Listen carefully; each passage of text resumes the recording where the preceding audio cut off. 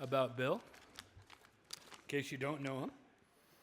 Okay, Bill has been the publisher of the Half Moon Bay Review, also regional magazines and related websites for the San Mateo County, Coastside.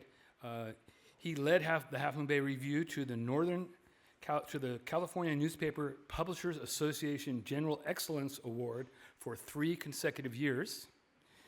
And as I said, he's going to talk today. He is a current board member and past president of the Coastside State Parks Association.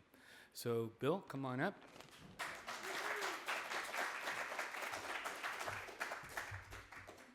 Appreciate that. Thank you, Ron. Steve invited me to come to this show, which I thought was really awesome. But what was really awesome is he gave me a preview of his book. So he gave me that. I mean, that's the reason why we're here, to hear Steve talk. But so he gave me a copy of his book and read the book. And really, there was probably 2 things that certainly stood out. Read the book. First, the guy is an amazing writer, and he writes all sorts of magazine articles, bios, but this is, fiction. I'm not going to steal your thunder, but he wrote fiction, and it's just an amazing book. So first, the guy can read, and second, what became apparent was that he just loves the Coastside, and he's so familiar with the Coastside, and just reading the book is so fun to sort of know all those places, and the descriptions are amazing of all the places. So he loves the Coastside, which I'm guessing is why he invited me to come and speak a little bit about the CSPA, we call it, the Coastside State Park Association, which is a board that's consisted of all volunteers. So there's about 13 of us on the board. I've been on the board for about 5 years and was the past president for a couple years. I didn't know about CSPA, and I'm sure if anybody has heard of our association before, we're trying to sort of get the word out a little bit more. But I'm a Montero resident, and we were talking earlier about the staircase, the south staircase, which used to have a rusty handrail that would go down to it. And I wrote a story in the review, a column saying, pointing out how terrible this is a premier park, and we have this crazy rusty staircase. Within weeks, it was fixed, and I was blown away. And it certainly wasn't because of the power of my writing. And my guess is, this is before I was with CSPA, that it had to do specifically with our association that saw the article. The rangers came to the association and said, "Can you help us fix this railing?" And within weeks, it was done. So things like that don't happen for our local government.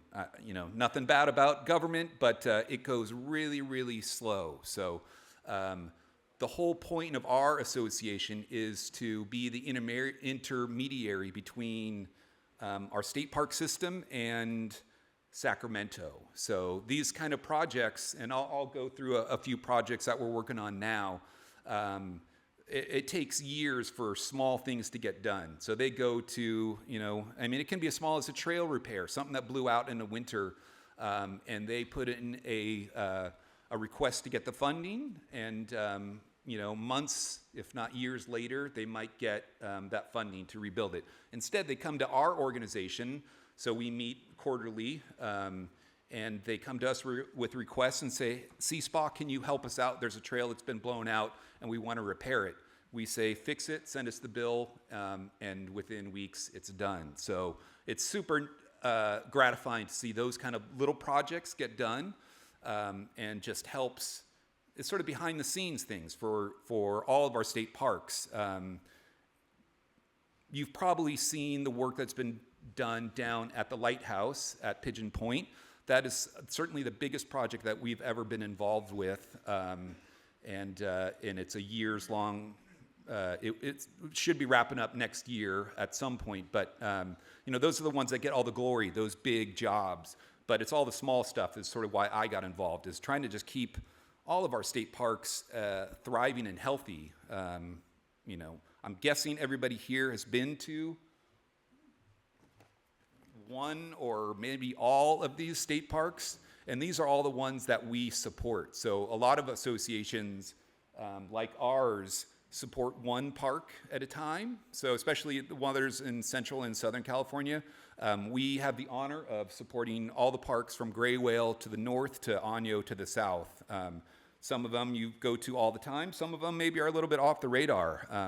Ron and I were talking about Burley Murray and the work that hopefully we can do in the next year or two, really improving that amazing piece of property back there. So things you might not think of, but let me bring up the website. I'll just show you a few things that we've been doing over the 35 years. So we've been in association, sort of different varieties for 35 years. So we've just got into that. Just a second.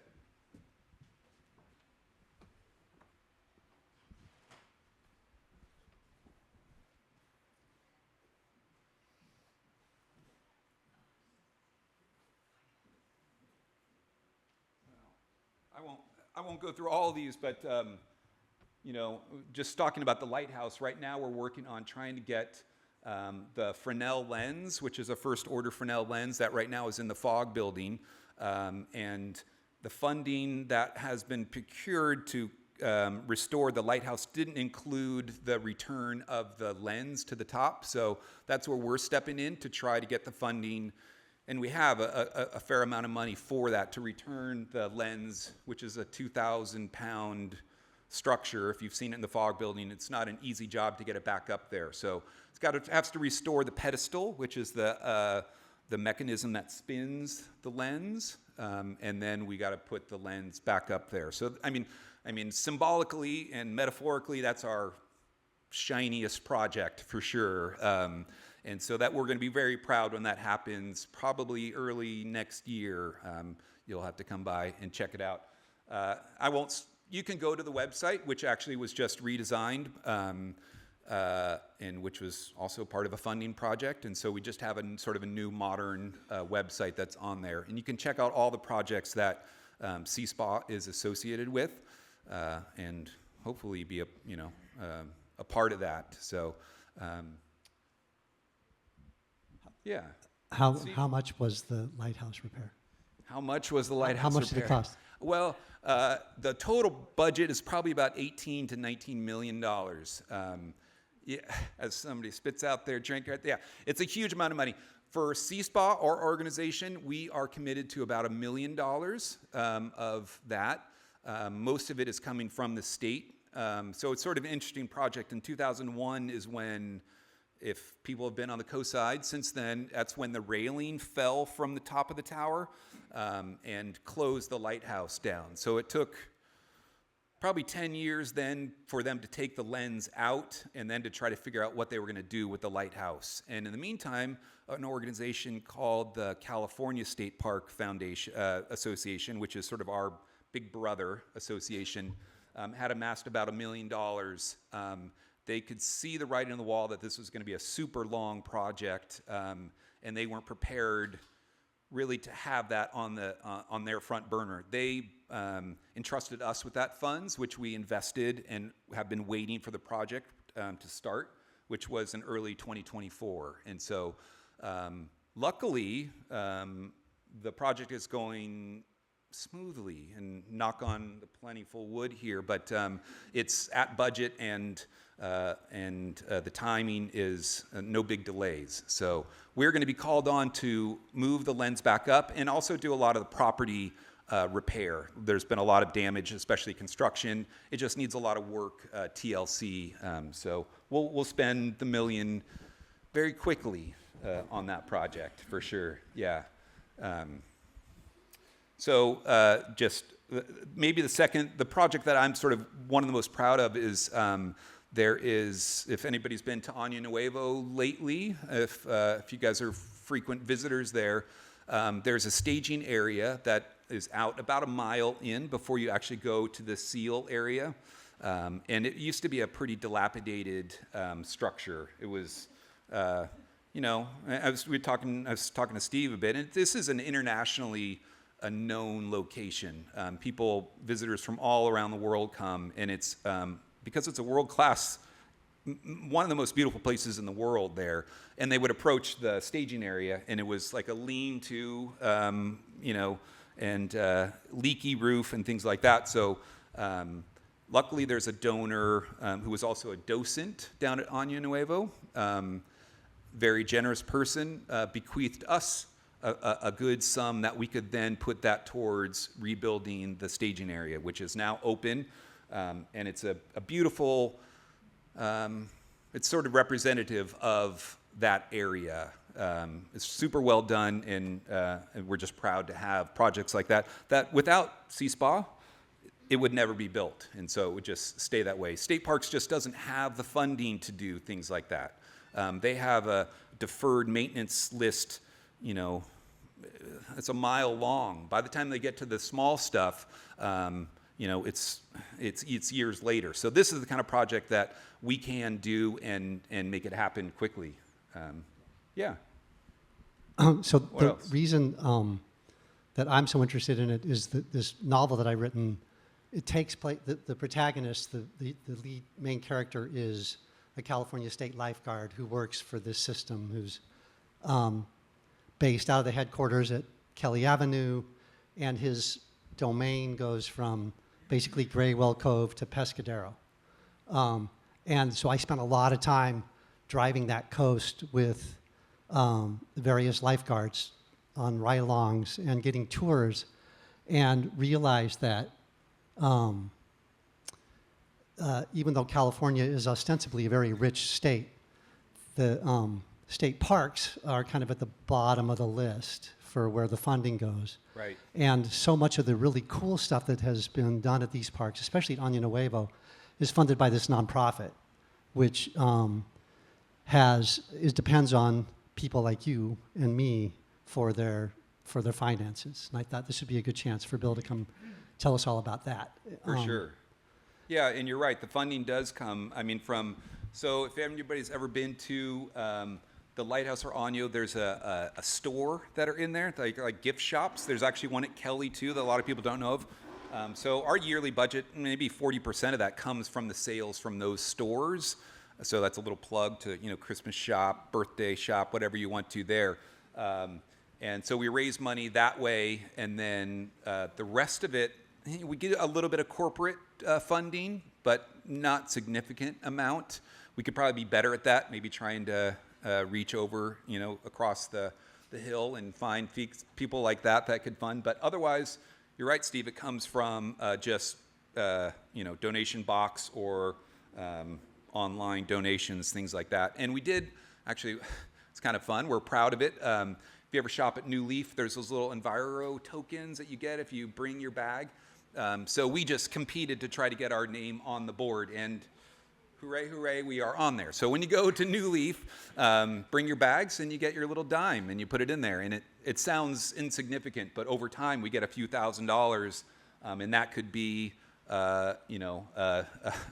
bathroom maintenance or a trail repair or signage. We just did all the signage for Montera Mountain because they were spray painted, and if you actually wanted to know where you were going on the signs, you wouldn't have any chance. So they came to us and said, could you help us out redoing these signs? Which is a sad state of affairs, that the state of California essentially has to come to us to ask to repair some signs. But for a few $1,000s, which they didn't have, we were able to do that. And now there's new wayfinding signs on Montera Mountain. So it's those little simple things that you don't really think about. And if we didn't do anything about it, they would just go away. And we wouldn't have the place that we live in, on the Coastside. So You said your annual budget's about $800,000? yeah, right? yeah. So and we so depending on the year, depends on what our projects are that we fund.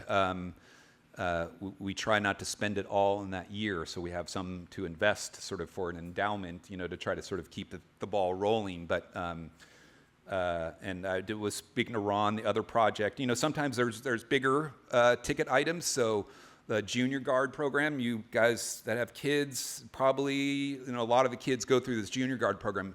Such an incredible program on the Coastside. Up and down California, and they came to us and showed us their truck that they used. Essentially, it's a Ranger truck that's their support vehicle. And man, the rust on that thing was amazing.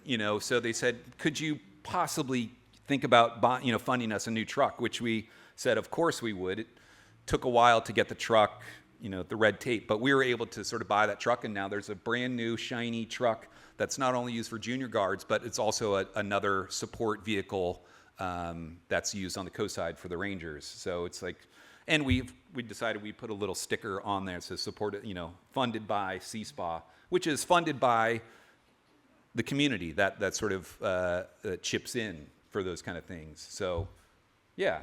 The one thing I know a little bit about working in nonprofits some is that a lot of times someone will come in and say, like the docent who funded the trailer at Año Nuevo, Right. they have a pet project, and they'll give a lot of money for that one project. Yep. But what's gold to the people who run a nonprofit is stuff that just goes into the general fund. Those that they're unrestricted funds. We love the unrestricted funds. Yeah, because the Right. restricted funds, they have to be, there's a whole thing with stewardship and. Right. But all which is to say, if you're going to give money, best to just let them decide how to spend it rather than you tell them, I want to trail down this Right. this park. Well, the good thing about it is we don't really decide where to. We would like to. We have a board of about 13 people, and we probably have all great ideas of what we want to see being done on the Coastside, but it's not our mission and it's not our job necessarily. So Barbara Morris, if anybody knows Barbara Morris, she is our supervising ranger for the entire Coastside. She's an amazing person and super hard worker. She lives at the end of Alcatraz, one of the ranger houses there, with her family there. And I forget where I was going with that, so... No, she'll come to you with a request. That's right. She'll come to us with a request. Thank you, Steve. That's why he's up here. So we have board meetings every couple of months, and so she will come up with a budget request for us. Sometimes it kind of goes backwards where we think we have a good project, we think it's a good thing to help the parks, and we go to Barbara and say, don't you think that would be a great idea? She makes the request and comes to us, and then we can fund it. But it's all done on behalf of the state park, because they know the parks better than anybody, what needs to be done. We just try to get the funding for them and try to help it out. So yeah, so it's some people come with a pet project. There's a person down in Año who has a big project to eradicate some of the non-native plants, the invasive species down there. So it's amazingly how much all these little things cost. But she's donated a big sum of money to have that eradicated. She spends a lot of time down in Año, and that's what she wants to see happen. And we're happy to oblige her with that, and because it improves that. But there's the same with we call it the Roost, is the area for the docents. We fund the docent program, the training, the uniforms, the walkie-talkies, all that kind of stuff, which is, if you don't know anybody, there's so many docents on the Coastside that work down at Año Nuevo. My wife will be a docent one day, right? There you are. Yes, that's the goal. Retire, go down there and spend all day helping people enjoy the beauty of Año Nuevo, right? So we like to support those people that do that, and we do a good job. Yeah. Mike's got a question. There's one large beach missing from that beautiful display you have there, and I was wondering if you could tell us how it fits in. That's Tanitas. Yeah. What's your opinion of the development there? And Yeah. how is that interrelated with you? It's funny, I was just talking to Jan about it. So Tanitas, which I'm not going to give it away, is a feature of this amazing book, but it's not a state park. It's a county park. When it was, I'm not sure what the history in terms of how it became a county park versus a state park, but the state, although we do have a new land just south of the lighthouse. If you probably read in the news, there's a little section just south of the lighthouse that has now just been added onto that. But the state parks has so many parks that adding another park seems like a great idea, but you have to fund that park. So if the county can absorb that and take care of it, it obviously there's been some setbacks, and I won't speak to that. Everybody wants to go down there and enjoy that. It's been on hold, and thank God it's not a state park program, so we don't have to take the blame for that one, county park person. But so obviously that is a huge part down there, but it's not under our purview. Yeah, for sure. Yeah. So this is a kind of a sidebar, but in my research for my book, I did a dive into the origin of Año Nuevo State Park. And that story, I'm actually going to try to steal, I think, for the prequel I'm going to write after my novel comes out, which is about how Right. in the 60s, the Department of Defense wanted to put in an ICBM nuclear missile silo on Año Nuevo Island. That seems like a good idea, right, Steve? And yeah, so smart, because the water table there is so deep. So they actually sent a bunch of biologists and geologists out to that island to investigate whether it would be an adequate site for an ICBM silo. And those guys, of course, immediately said, "This is the stupidest thing I've ever heard." But they kept coming back because they loved the island so much. So they would be out there fishing and camping under the pretense of doing this research for the thing that they knew was never going to happen. And then some years later, they realized, one of the guys who was part of that crew became a park ranger. Right. And he realized how invaluable all that resource was.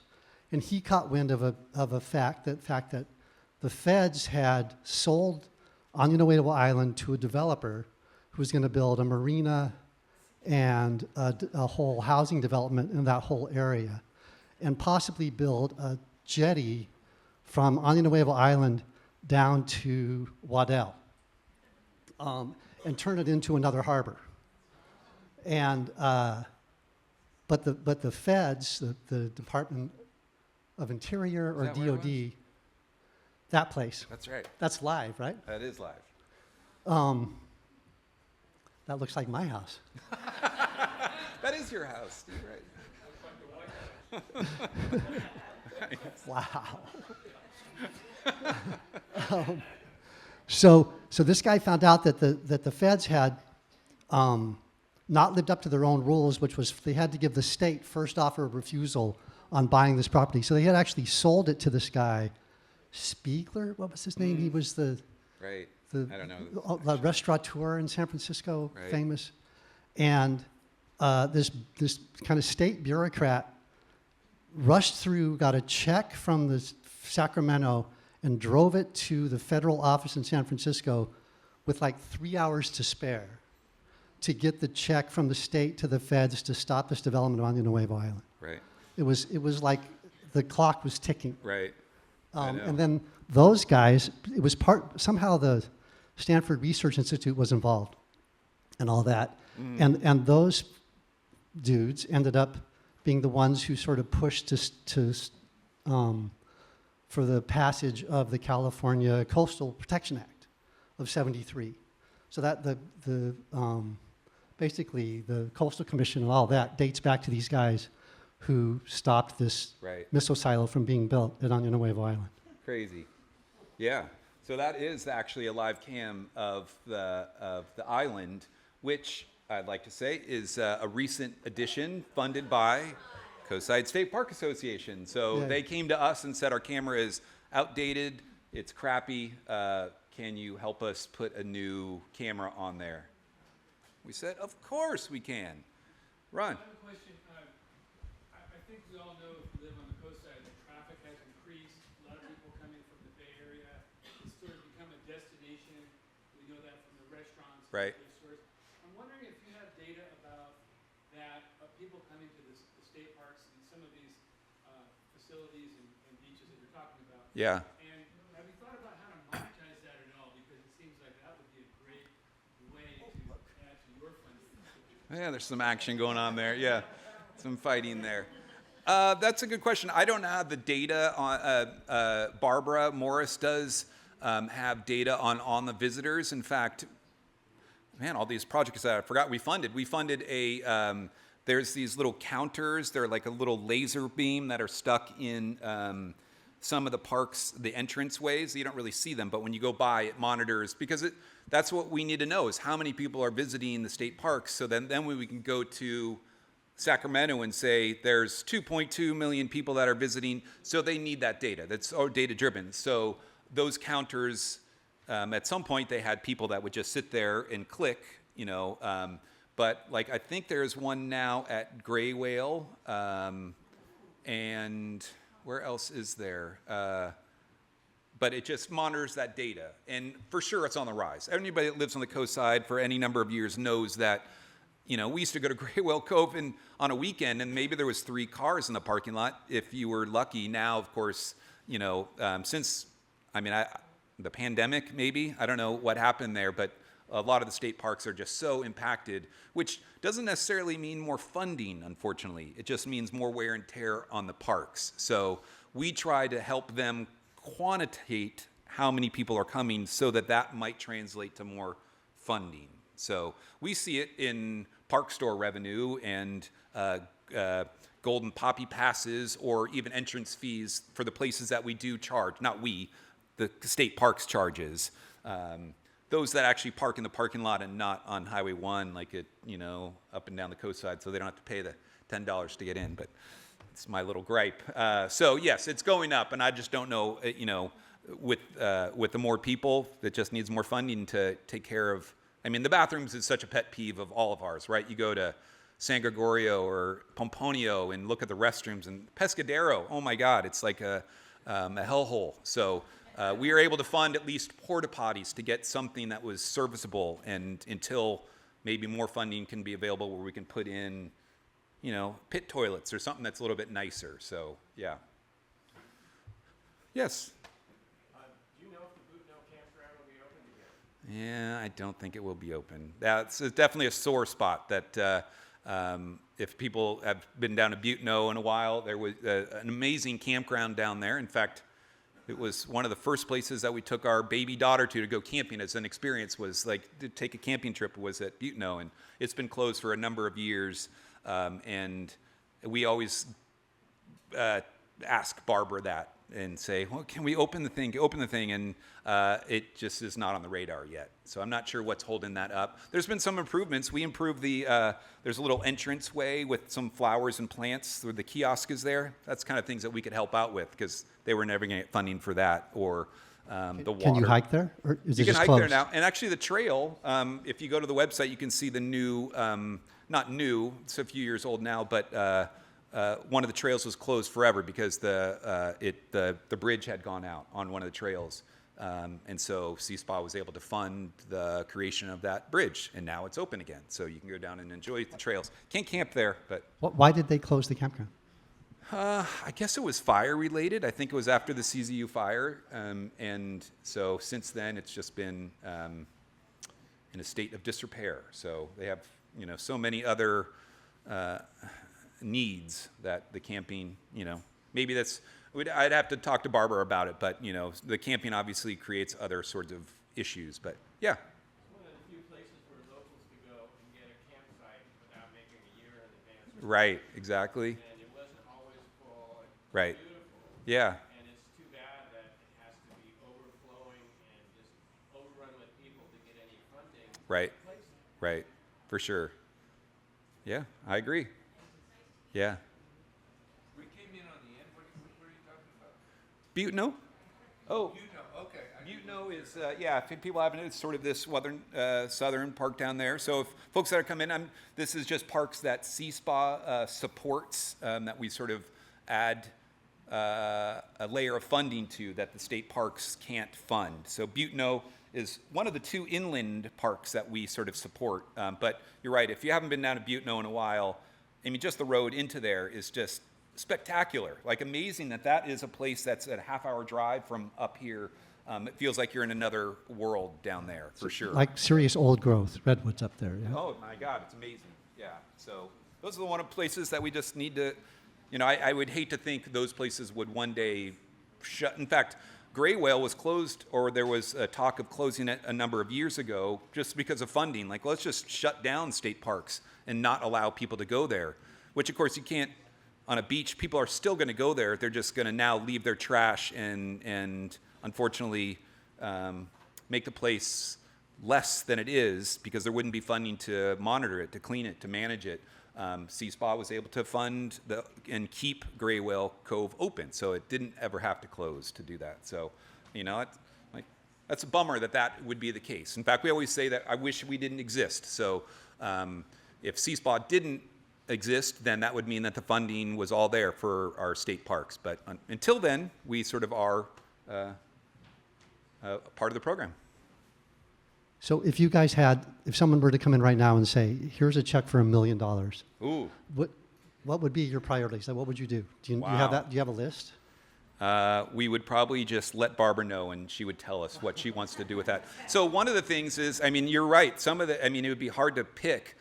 And she came to us, I just relate this, and she probably wouldn't want me to. In January, she came into our meeting in tears and said she just had to lay off seasonal park rangers, that the funding came through, that she wasn't going to be able to support lifeguards on the Coastside. And we thought, that seems a bit odd. Everybody, of any beaches, the Coastside is known, obviously, there's a need for not just a lifeguard, but many lifeguards on the Coastside. And so she was cutting the funding for that, and that was what she needed to do. So she came to us and asked for $60,000 to fund 2 lifeguards for a certain number of months. It was $30,000 per lifeguard. Maybe it was the year. I forget what the terms were.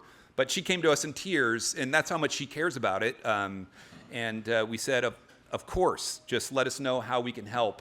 And she was able to then keep those people on staff and not have those people go away. So, it's those kind of things that you don't sort of know you're gonna need the funding for until it comes up, and then you can instantly jump on those and take care of them. And that's the kind of funding that is close, like I say, is sort of, I think, my biggest goal is to make sure that it's those little things can be taken care of. $1 million, that'd be some pretty cool trucks or maybe a new building, but it's just keeping the parks open and thriving and clean and accessible. Accessibility, that's a huge one. So we run a van down in Año Nuevo, the disability van, so people that can't get out, it's a mile long and then plus through the sand to get to the seals. And we have a van that we bought and maintain, and one of our board members is the volunteer driver that drives folks out there, and it's because of our organization. We have a van that can take folks that maybe can't make it out there, out to Año. So yeah, things like that.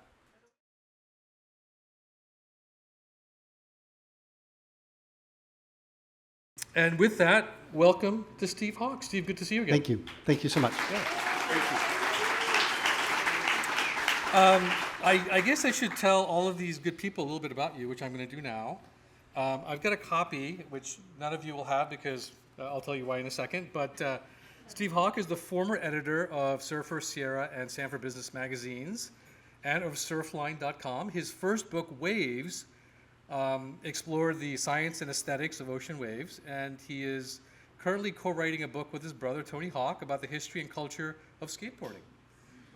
Steve is local here, where he spends a lot of time frolicking in the ocean, and Nearshore is his first novel. So, yeah. I just want to say, at one point I used to surf, now I just frolic. Steve, you spent a lot of your career as a journalist telling other people's stories, and you and I kind of got to know that a little bit about you. Surfers, environmentalists, public figures. What finally pulled you into fiction? I'm going to answer that, but I wanted to stop first and throw a couple of shout-outs out here. First of all, Cindy from Inkspell Books is here. Cindy. Which I hope is the only bookstore you guys use, ever. She has a way for you to order advance copies now. This is me now pimping my book. And you can order them now or pick them up later. Tell us how it works, Cindy. Well, the book is now until August 18th, where I think they're all invited to the big launch at OPL.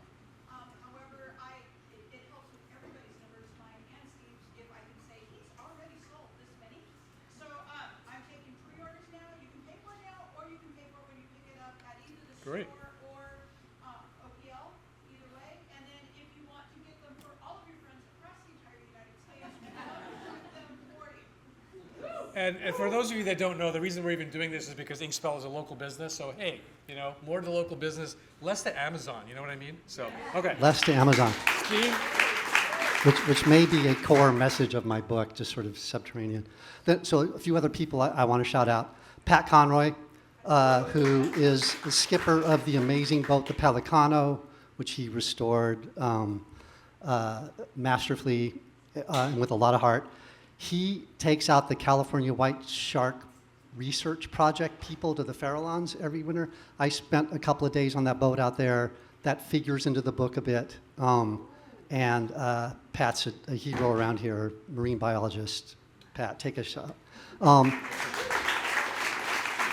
I'd also like to point out Jeffrey Lewis, who none of you know because he's new to Half Moon Bay, but he wrote a paper that I stole from. So my book involves nuclear terrorism. He wrote a paper for Foreign Policy called The Bomb in the Backyard, about the likelihood or what it would take for terrorists to actually build a nuclear bomb. I stole heavily from that. I reached out to him. I said, hey, I see that you are working in Monterey, and maybe I can come down there sometime. He said, well, it just happens that I'm just moved to Half Moon Bay. So he and I have become friends, and he wanted to correct me on my comment about the ICBM thing a few minutes ago.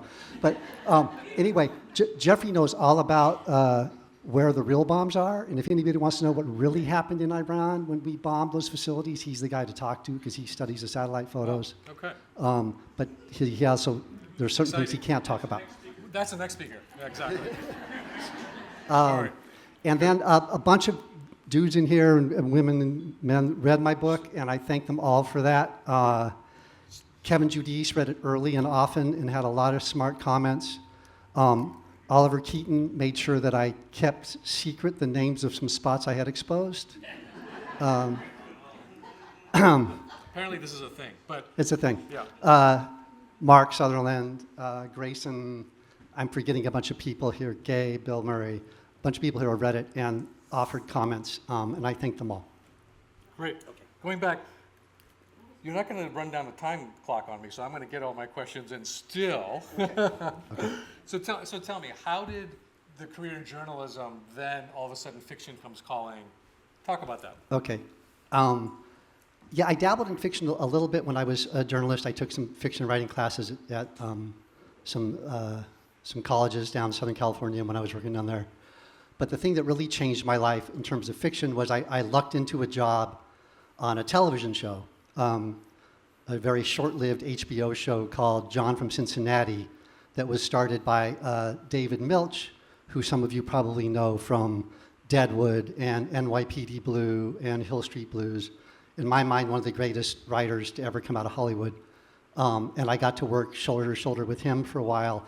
And he sort of showed me, just by watching him do what he did, what it took to really write stories where you aren't just, there's a whole adage in writing about show versus tell.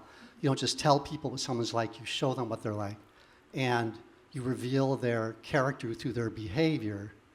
And in screenwriting, that's particularly difficult and challenging because you have to just show the world that someone is smart and funny. You can't say they're smart and funny. Yeah. So that was how I first got into it. Yeah. And then I was working, my last full-time job, I was at Stanford at the business school editing their magazine. And I took a fiction writing class by one of the Stegner fellows there. They have a really good writing program at Stanford with young, talented writers from all over. And this young teacher taught me some simple little tricks. And but the big thing was he gave me a deadline.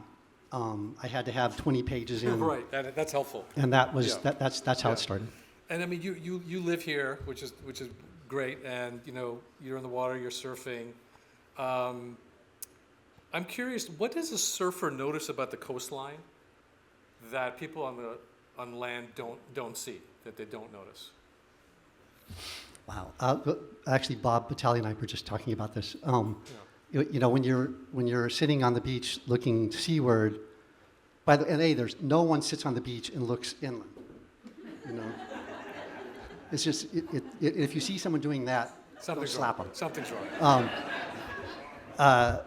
But which is one reason I think why surfers tend to be such kind of peacocks, because we just assume everyone's watching us, because you look shoreward and everyone's looking at you. So one thing, well, you have a different view of the world when you're out there. I love surfing the beach breaks around Half Moon Bay, Kelly Avenue, Dunes Beach, Venice Beach, because when you look inland, you realize that the bay really is a bay, and it's this big bowl. And those inland foothills are all undeveloped, and the cliff is just high enough to hide all the houses. So you feel like you're actually out in true wilderness when you're in the water looking shoreward. And then the other big thing is, I don't think anything fires my senses or any human senses more than being in the ocean, duck diving through a wave. You taste it, you smell it, you hear it, you feel it. And then when you're actually in the ocean, the other big thing is you have to deal with all the motion and all the chaos of wave energy coming from all these different directions, and then trying to figure out, navigate that world to put your place in the right spot at the right time, because time is such a big function of waves. And then get to your feet and dance to shore. So this book isn't out until August. So let's just make sure that our listeners know what world we're stepping into, right? So what does Jamie Palmer's California coast look like, and what shatters it? So it's contemporary, and so it looks like the coast we see now. And the protagonist, the lifeguard, is based loosely. He's kind of a conglomerate of a bunch of different state lifeguards I spent some time with. But Jeff Watkins, anybody here familiar with Jeff? Such a hero. Ran the junior lifeguard program forever. A lot of the best young surfers around here really look up to him and say that he was the guy who got them in the water in the first place. He's now living in Bali, by the way. He texted me yesterday. So it's the story of a guy who's more damaged than Jeff is. So I don't want you to think that the damaged part of that is Jeff.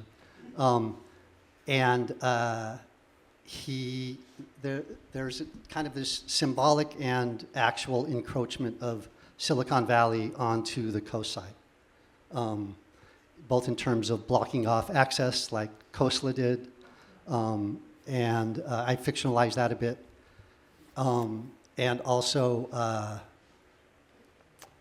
just sort of symbolically in how Silicon Valley is disrupting our lives in a lot of negative ways. Yeah, good.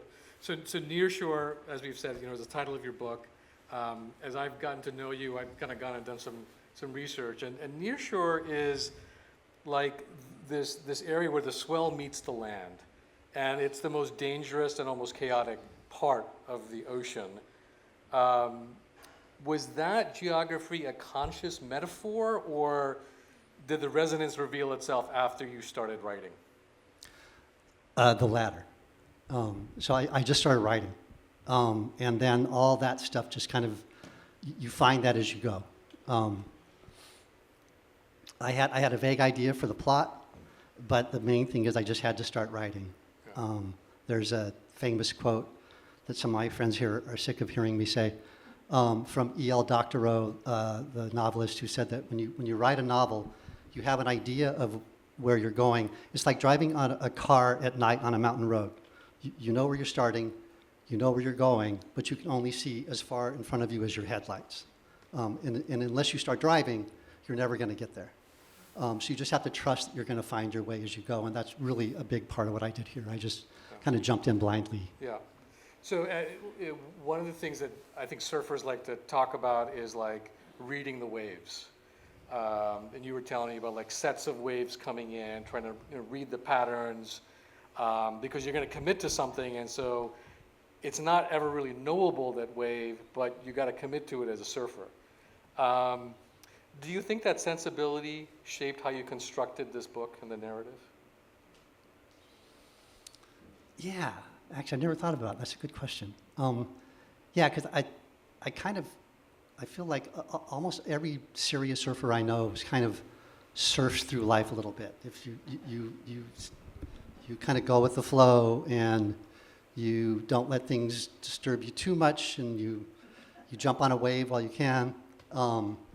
And so, yeah, I really did discover a lot of things as I was going along here that I just hadn't expected. For instance?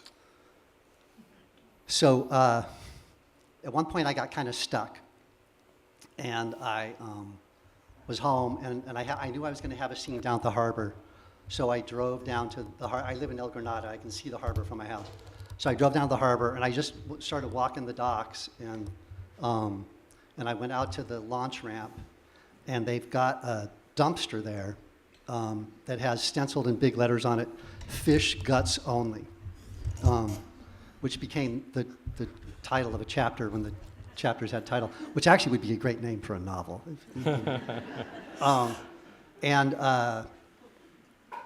And I opened it, which is a mistake. and it's just this, you know, you can imagine. You can almost see the smell. And at the time, I was trying to put myself in the mind of the guy who's the truly bad guy in my book. There's a billionaire bad guy, and then there's his security guy who is the real bad guy. And I decided, well, what if this guy is hypersensitive to smell? And this is a moment for him. And then I took that and I went back and sort of seeded in. This all happened about 2/3 of the way through the book, but I went back to earlier pages and started sprinkling in things that showed that this guy was particularly sensitive to smells that disturbed him. And then I had to come up with an origin story for his trauma, for his particular pathology. And it all dates back to this horrible thing in which smell was involved when he was a child. And that was a pure discovery. Yeah. And it actually looks like I had it all planned. Yeah, I just found it really late in the process.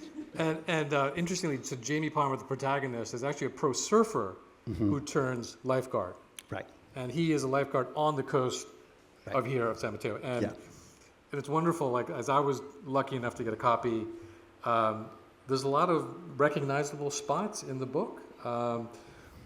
It's all real. And it's all real. Yeah. And some, I know you've changed the name for a place, or you've made up one of the places, right? Yeah, so just for the purposes of plot, I invented a surf spot between Tenitas and Martins Beach. That's about a mile-long stretch of coast.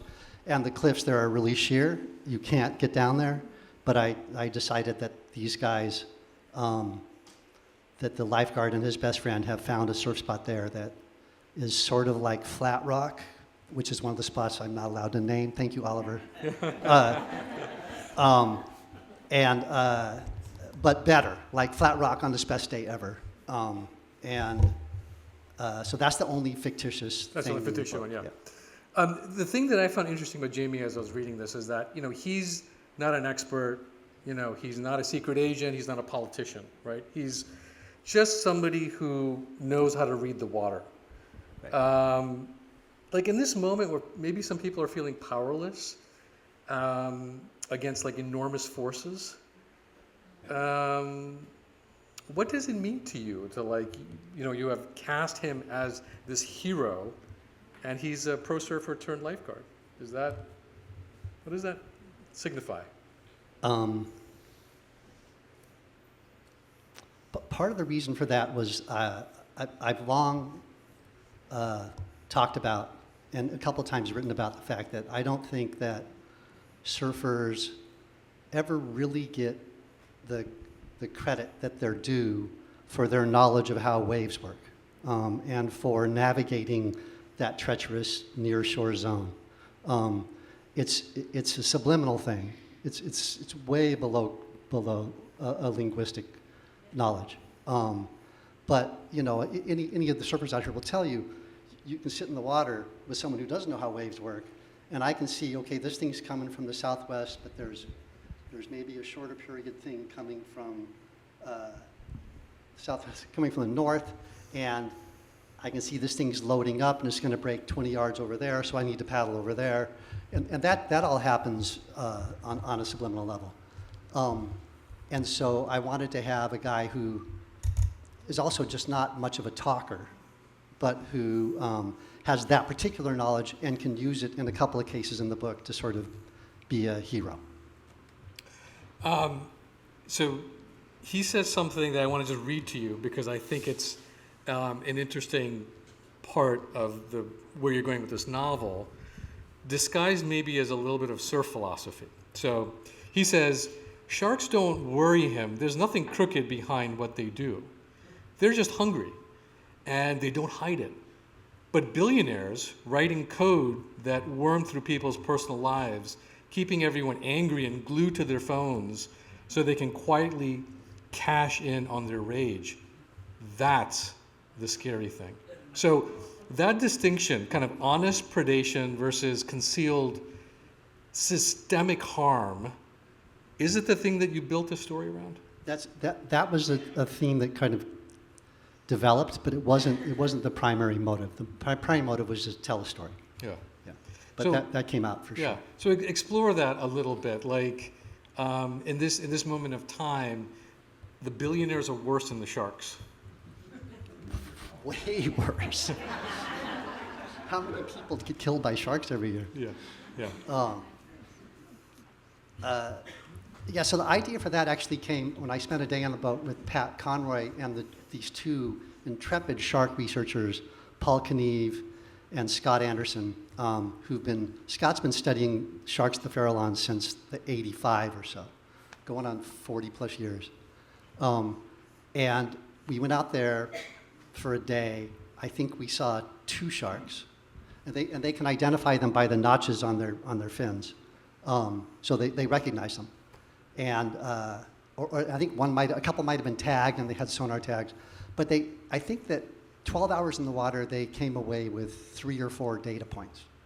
And you run that up against what Facebook or Google or YouTube is mining from your personal data minute by minute based on what you like, what you swipe through, what you send to your friends. And when we got to shore that day, Paul, we're getting off the boat, he smiles at me and he says, I work in a data poor environment. And I decided that was something I could play with that comparison. Yeah. Because people are afraid of sharks, Yeah. really afraid of sharks, but no one's afraid of their cell phone. Yeah. I want to draw a parallel between our protagonist, Jamie, and Asher. And before I do that, can you just tell folks who Asher is? So Asher is the bad guy. He's the security guy who works for the billionaire. So the book involves, I'm not giving anything away here because it happens in the first 10 pages. It opens with a small nuclear bomb exploding in Appalachia. And it's only 1 kiloton, only a couple of people die, but there's a mushroom cloud, and it's the first act of nuclear terrorism in human history. The first one to purposely kill people since Hiroshima and Nagasaki back in '45.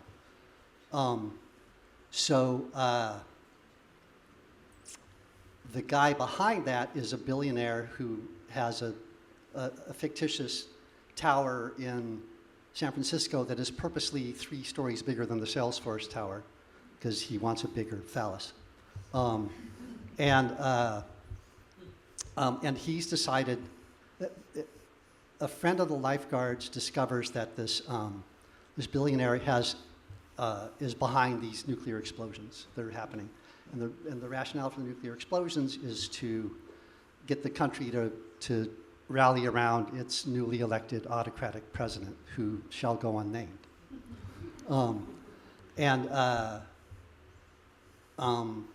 That's the whole book. Now you have to buy it. No. Okay, so Asher is the really bad guy, and you're Yeah, Jamie. so Asher is the one who kind of came up with the plan and persuaded the billionaire. But the billionaire, whose kind of worldview and theological philosophy is stolen in part from Peter Thiel, who, if you read deeply into what he believes, is some pretty scary stuff. But it's kind of he's a mix of all the worst of all the billionaires. There's some Elon Musk and some Jeff Bezos. And so what was the question? So that's who Asher is. Just so Asher, yeah. That's important, right? Yeah.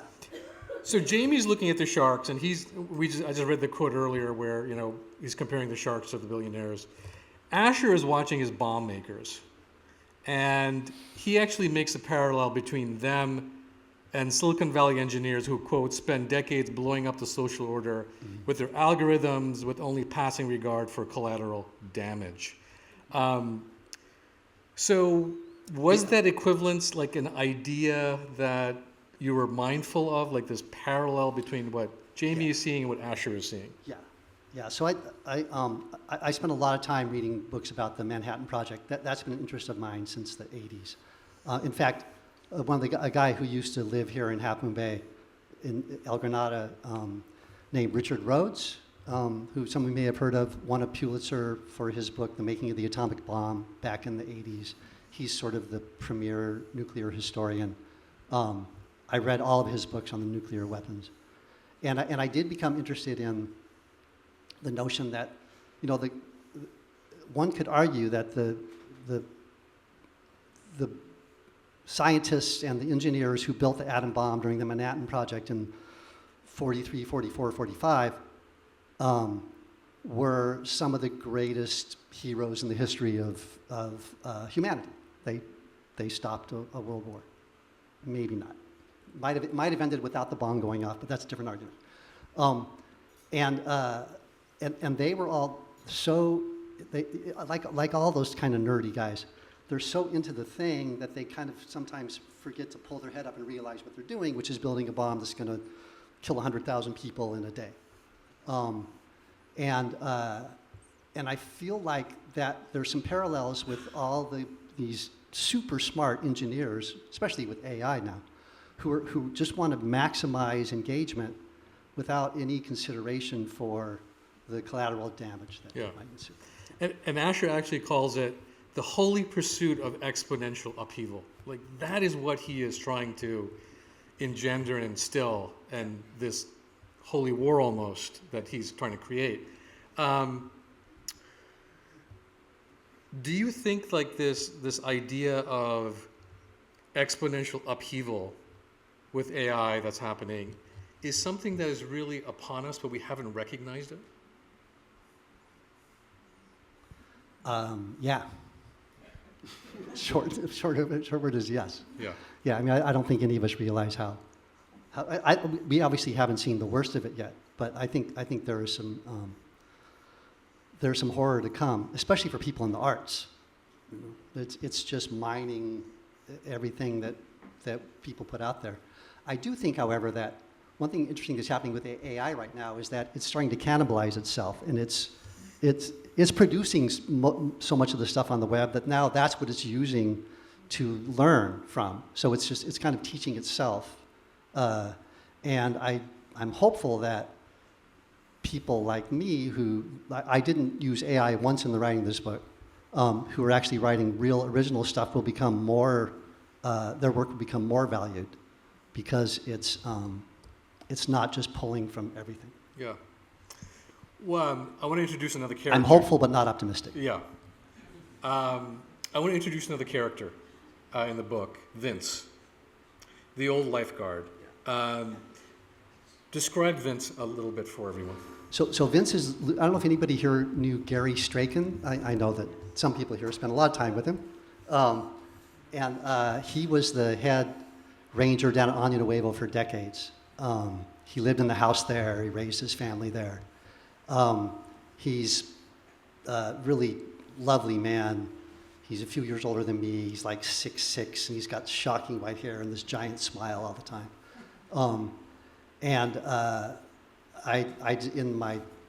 So Vince is kind of, again, loosely based after him.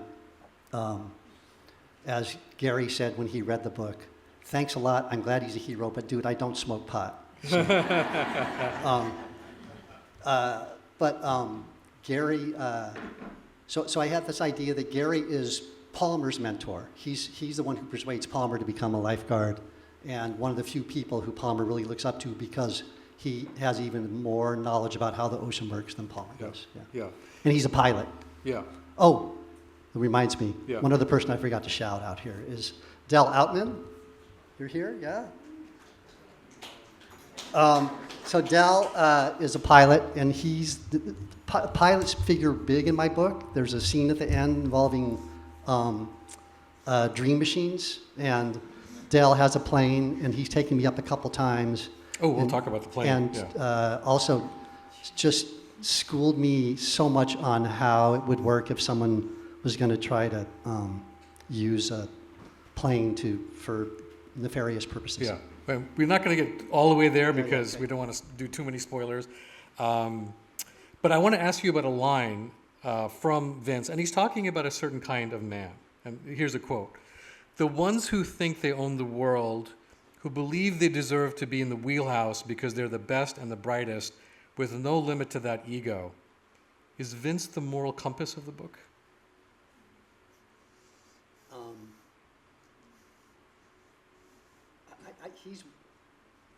I would say that Palmer is, but Vince obviously he can preach Yeah. a little bit. Yeah. So does that line, is that in your mind describing a certain group of people that we see in society today? Yeah, I mean, I think that there's this weird thing I think that happens when people get super, super rich is they increasingly feel like they deserve it, and they're entitled to it. And then they do everything they can to protect it, and not just personally, but in terms of, the money they'll donate to politicians. And I think, Peter Thiel has written a piece that says that he thinks that democracy is incompatible with freedom. He doesn't believe that we should have one person, one vote. That there should be this sort of Machiavellian, where the smartest and the best off should be running the show and sort of telling the rest of us how to live. I do think that a lot of those guys truly believe that. And it's particularly scary because now they've got all the power. I mean, we've got to be one of the weirdest dudes on the planet, about to be a trillionaire. So that's a drumbeat through the book. And I apologize if anybody thinks I get a little bit if I proselytize a little bit about that. Well, no, as we were preparing, you and I were talking a couple times about this, where you wanted this to reach beyond politics, right? But you've drawn a villain class from like a recognizable real world figures, right? How do you prevent a novel from becoming a screed? So what did fiction allow you to do that a magazine editorial, which you as a journalist could have done, didn't allow you to do? Well, the big thing is, my wife and I were just talking about this. There's a writer for the New York Times right now who I think is one of the best nonfiction writers out there, named Eli Saslow. If you ever get a chance to read one of his pieces, he spends months and months with somebody and then writes these scenes that feel like fiction because he's been there and he's able to share the quotes and the smells and the sights of the rooms these people live in. And that's really, really hard to do with nonfiction because it requires hours and hours and hours with somebody. And as David Milch used to say, the tactics of fictive persuasion require you to set scenes that are almost cinematic. That's really hard with nonfiction because you have to spend so much time, and if the people don't do anything dramatic, then you've got no story. Whereas with fiction, I can just make shit up, which is great, and then you can set the scenes. Yeah. And I actually found it to be more enjoyable and easier because I wasn't tied to just telling the truth about what I'd seen. I was just tied to the truth as I saw it. I want to talk about something that really stopped me cold, and I had never read or heard about this before. And it's something called Eniwetak Atoll. And it's spelled Enewetak. Do people in the audience know what that is? Would you mind just describing that a little bit? Sure. It's one of the Marshall Islands where they did Jeffrey must know about it. It's where they did a lot of the nuclear tests in the 50s and 60s, when Bikini Atoll and all those, where they just devastated these atolls, and they moved islanders off the land. And I don't know how to pronounce it, Eniwetak. I know how to spell it. I don't know how to pronounce it. They actually built like a tomb for a lot of the nuclear waste to keep it from polluting the waters and the land. And it's this big thing that looks exactly like the shell of a turtle. It even got the little facets in it. And it's huge. It's just like the size of a football field. This dome. And I was fascinated on that because you can visit it. You can walk on it. I found this beautiful spoken word poem by a Marshall Islander, this woman who was educated in the University of Hawaii, about that, called Anointed. She performs it on YouTube. It's really, really amazing. Yeah. And so I trotted that out toward the end of the book. Yeah. And you can go on Wikipedia and you can go see pictures of this. From satellite images, you can actually see this dome. It's so big. And it's sometimes called the Runit Dome, R-U-N-I-T. It's incredible. And in the book, you actually had one of the characters who purposely says that she went out of her way to have her boyfriend take her to the dome to see it. And she's with Asher. She's one of the bad people. I'm talking about Miss Duffy here. Yeah.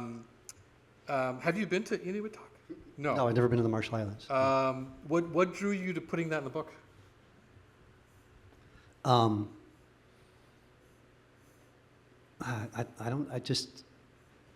wanted there to be a discussion about the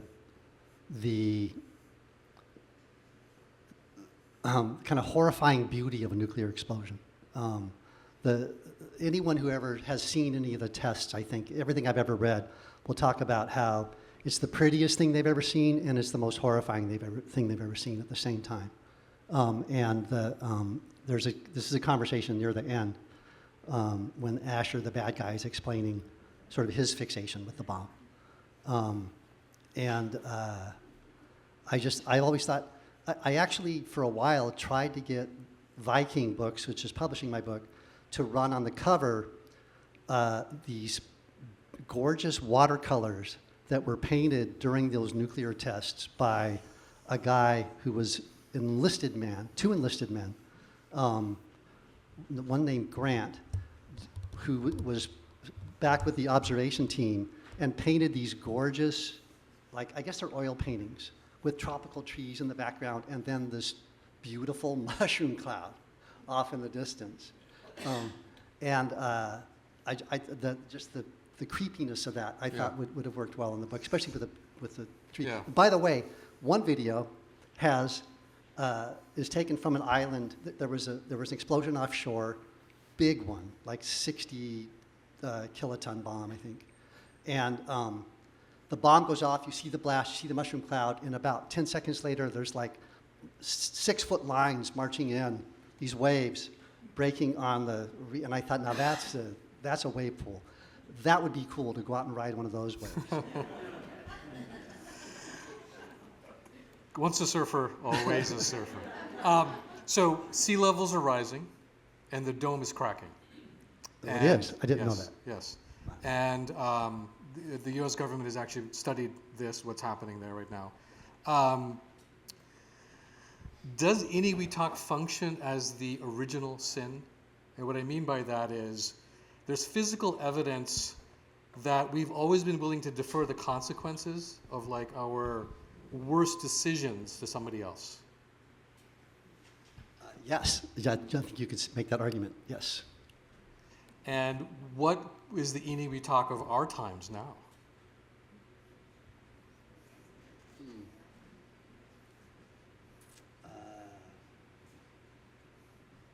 Well, on a small level, you could say the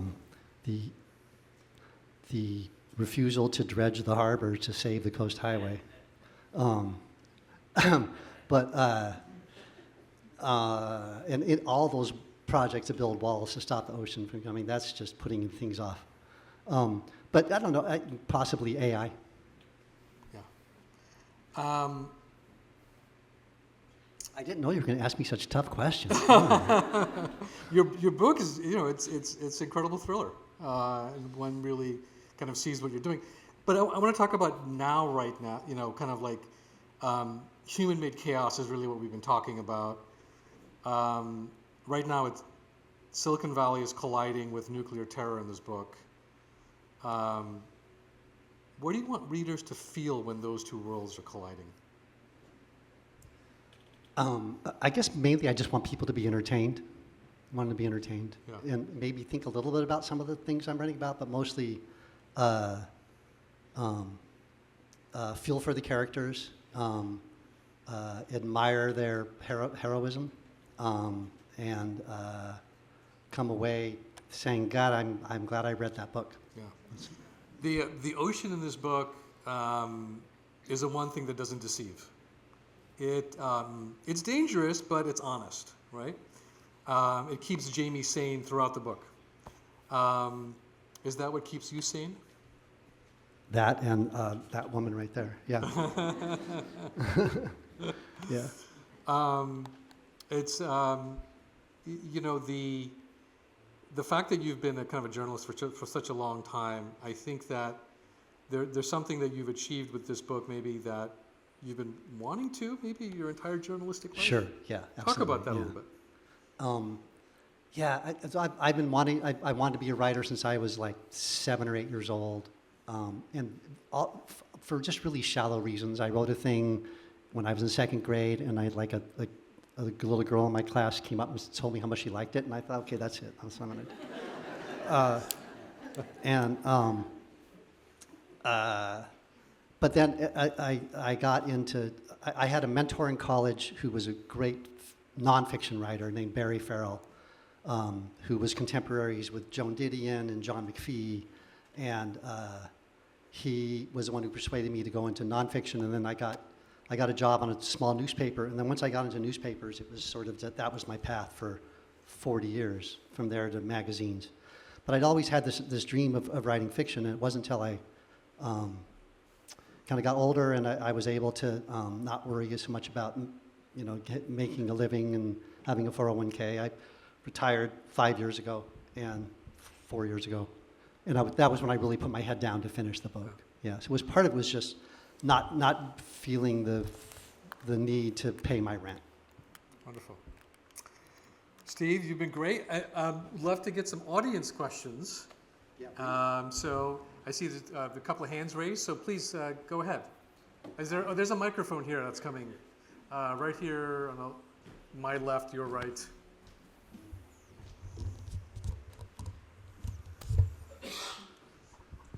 Yeah, I'm just wondering, you say you, at about 7, you knew that you wanted to be a writer. Usually that involves a lot of reading. Somebody who's an avid reader will, have a proclivity to want to be a writer. So how does that work with surfing? Because surfing, kids who are surfing usually are not readers. And they, they're out there, this is what their passion, they want to do that. So how did that come together? Yeah, that's a little bit of a worry when it comes to the sales of this book, right? That there are only certain towns where those, in the Venn diagram, where those circles even touch, let alone overlap. Interestingly, so we're gonna have a book event here, and then we're gonna have one at Blackbird Books in the Outer Sunset a couple days later.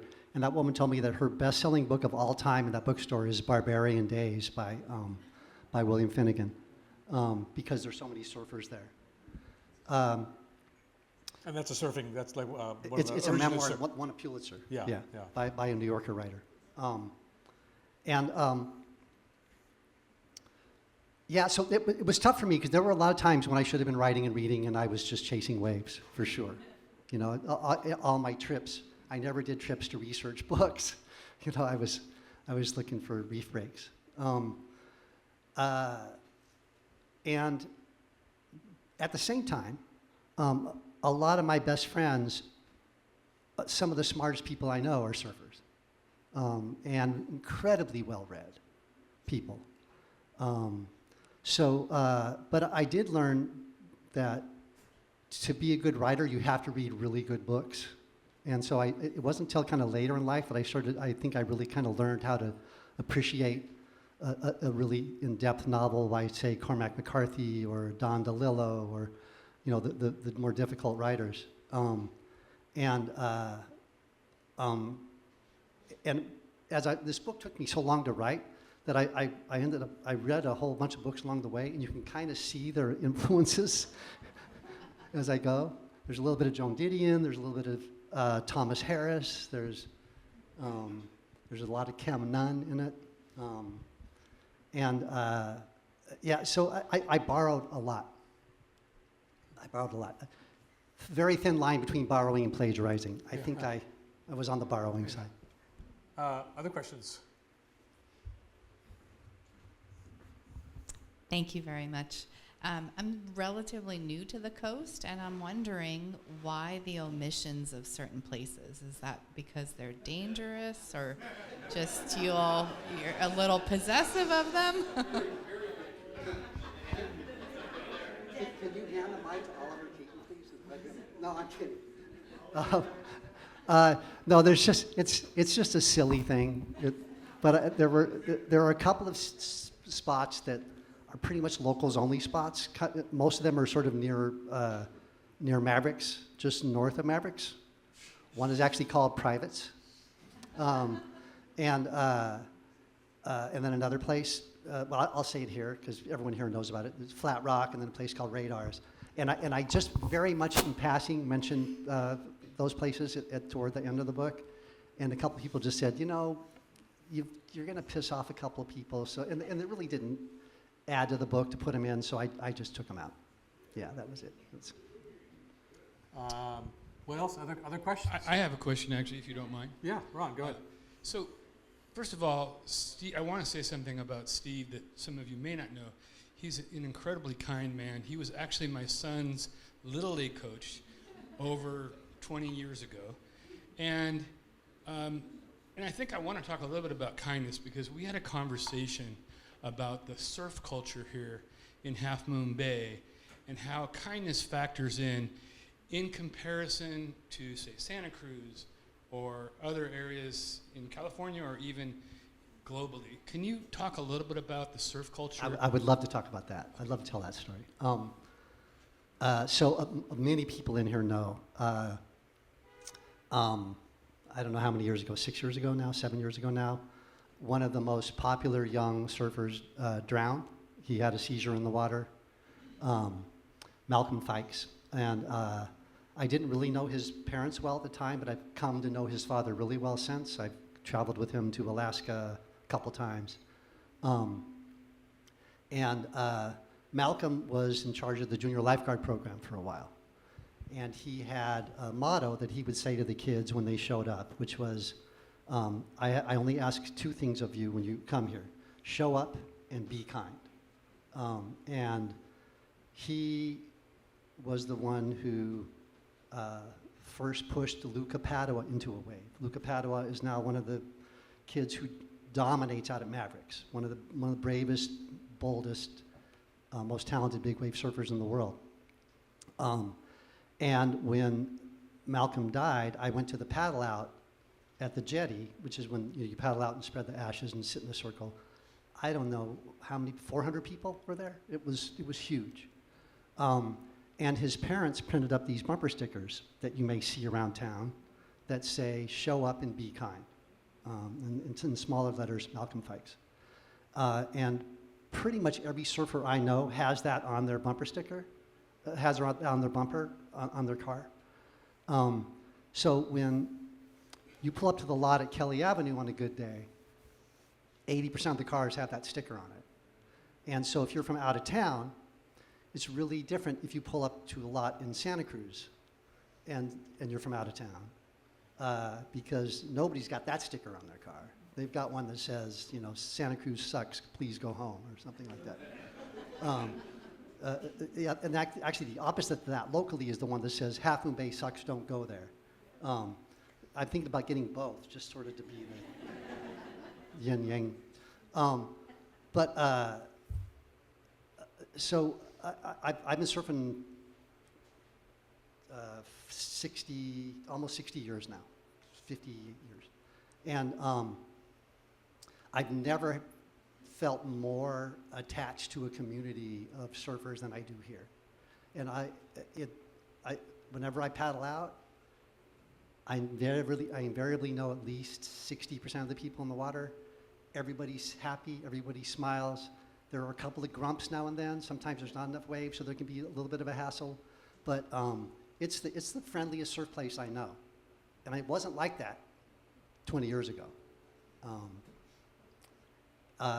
So that's my rap on kindness. Okay. Show up and be kind. There's a question right, there's another question right here, yes.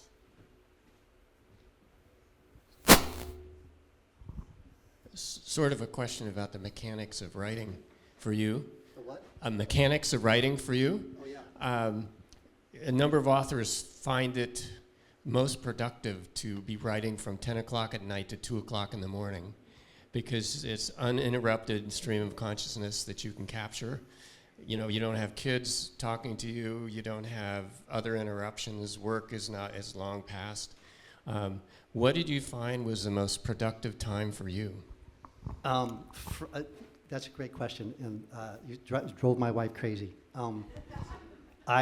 I would spend a lot of time just futzing around and doing research from like 10 in the morning till 2 or 3 in the afternoon, just trying to write, and then for some reason, like right around 4 o'clock, it would kick in, and I would go on a jag from 4 to 7, where I would really get into it. I'd crack a beer like at 5:30, and that would add some fuel to the fire. You know, there's an old saying, write drunk, edit sober.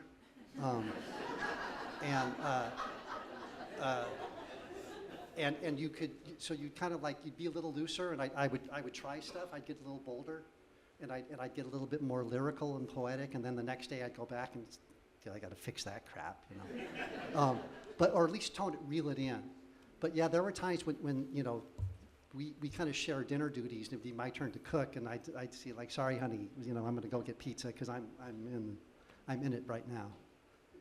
So yeah, from like 4 to 6 for some reason. It's weird. A lot of wasted hours leading up to that. Maybe one more question? Anyone? Oh, we got a couple? Maybe 2 more.